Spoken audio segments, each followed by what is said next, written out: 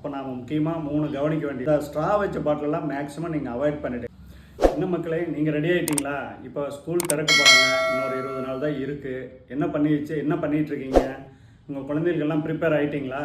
அப்போ நாம் முக்கியமாக 3 கவனிக்க வேண்டிய விஷயம் என்னென்னா, நீங்கள் இப்போ குழந்தைக்கு பென்சில் பாக்ஸ் வாங்குறீங்கன்னா ஒரு ஃபேன்சி பென்சில் பாக்ஸ் வாங்குறத அவாய்ட் பண்ணுங்கள். சிம்பிளாக ஒரு பேக்கில் வைக்கிற மாதிரி ஒரு அளவான ஒரு காம்பேக்டாக இருக்கிற மாதிரி ஒரு பென்சில் பாக்ஸை வாங்கி கொடுங்க. இது மாணவர்களுடைய கவனச்சிதறலை தடுத்து அவங்களுடைய கான்சன்ட்ரேட் பண்ணுறதுக்கு மேலும் வழிவகுக்கும். அதனால் ஃபேன்சி பாக்ஸ் வாங்குறத அவாய்ட் பண்ணிட்டு ஒரு சிம்பிளான பாக்ஸை வாங்கி கம்ஃபர்ட்டாக பேக்கில் வைக்கிற மாதிரி வாங்கி கொடுங்க. அடுத்தது 2வது, வாட்டர் பாட்டிலில் அப்படியே டிசைனாக வாங்கி கொடுக்குறீங்க. அந்த டிசைனாக வாங்கி கொடுக்கறதுனால எவ்வளோ பிரச்சனைகள் இருக்குதுன்னு உங்களுக்கு தெரியுமா? கடந்த காலங்களில் ஒரு வருஷம் நான் என்னுடைய பெற்றோர்கள் அனுப்பிய ஒரு பாட்டிலை பார்த்தேன். அந்த பாட்டிலை திறக்கும்போது உள்ளுக்குள்ளே பயங்கரமாக ஒரு வார்ம்ஸ் புழு மேய்ஞ்சிட்டு இருந்தது. அது பார்க்கும்போது எனக்கே ஒரு மாதிரி, எப்படி இதை க்ளீன் பண்ணால் கூட தண்ணி ஊற்றி கொடுக்குறாங்களேங்கிற எனக்கு மனசில் கஷ்டமாக இருந்துச்சு. அப்புறம் பார்த்துட்டு அதை ஒரு ஃபோட்டோ எடுத்து அந்த பேரண்ட்டுக்கு அனுப்பிச்சு, இது பாருமா இந்த மாதிரி இருக்குது, பசங்களுக்கு ரொம்ப ஹெல்த் இஷ்யூஸ் வந்துடும், அதனால் இதெல்லாம் நீங்கள் ஸ்டெர்லைட் பண்ணி வார்ம் வாட்டரில் போட்டு கழுவி எடுத்ததுக்கப்புறம் தான் அதில் தண்ணி ஊற்றி நீங்கள் அனுப்பணும்னு சொல்லி அட்வைஸ் பண்ணோம்.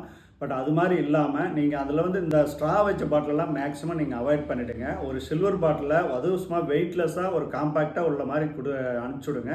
பசங்களுக்கு எளிதில் எடுத்து குடிக்கிற மாதிரி இருக்கும், அவங்களுக்கு சிரமம் இல்லாமல் இருக்கும்.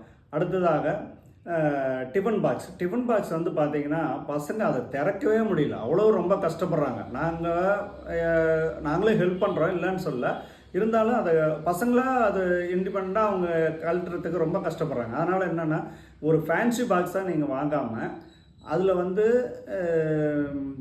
ஒரு கம்பார்ட்மெண்ட் உள்ளதாக வாங்கிக்காங்க. அது எப்படின்னா, ஒரு சாதம் வைக்கிறது, பொரியல் வைக்கிறது, ஒரு காய்கறி வைக்கிற மாதிரி, இந்த மாதிரி ஒரு உள்ள ஒரு டிஃபன் பாக்ஸ் வாங்கி கொடுத்தீங்கன்னா பசங்களுக்கும் ஈஸியாக சாப்பிட முடியும். நீங்கள் எல்லா சாப்பாட்டையும் ஒரே இதில் வச்சு காய்கறி, ஸ்நாக்ஸு, சாப்பாடு எல்லாம் ஒரே பாக்ஸுகளில் வச்சு அனுப்பும்போது நீங்கள் அது குழந்தைங்க 12:30 மணிக்கு தான் அதை எடுத்து யூஸ் பண்ணுறாங்க.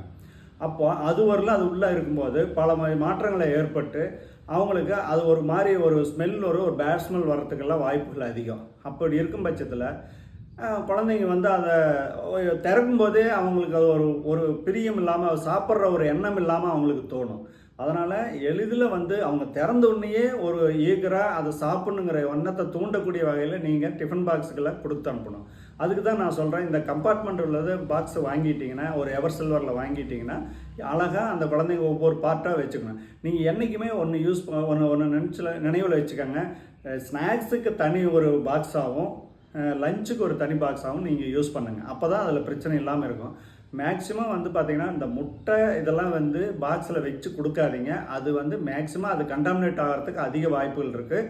நீங்கள் காலையில் செஞ்ச எக்கு, அதனால் அதில் இருக்கிற நீர்த்துளிகள்னால அதில் உள்ளே இருக்கிற ஃபங்கஸ் ஆகி மதியம் சாப்பிடும்போது உங்களுக்கு நிறைய வயிற்று உபாதைகளை ஏற்படுத்துங்கிறத நான் பலமுறை என் குழந்தைகிட்ட நான் அதை பார்த்துருக்கேன். என்கிட்ட படிக்கிற பசங்க வேறு ஸ்டமக் அப்செட் ஆகியிருக்கிறத நான் பார்த்துருக்கேன். அதனால் முட்டைகளை நீங்கள் ஈவினிங் வந்த உடனே ஒரு எனர்ஜெட்டிக்காக இருக்கிறதுக்கு வந்த உடனே ஒரு எக்கு பாயில் பண்ணியோ இல்லை ஆம்லெட் பண்ணியோ கொடுக்கலாம், தப்பு கிடையாது. பட் மேக்ஸிமம் குழந்தைகளை லஞ்சுக்கு முட்டை கொடுக்குறத அவாய்ட் பண்ணிக்காங்க. அதனால் பல பிரச்சனைகள், அவங்க வயிற்று சம்மந்தப்பட்ட பிரச்சனைகள் வர்றதுக்கு வாய்ப்புகள் அதிகம்.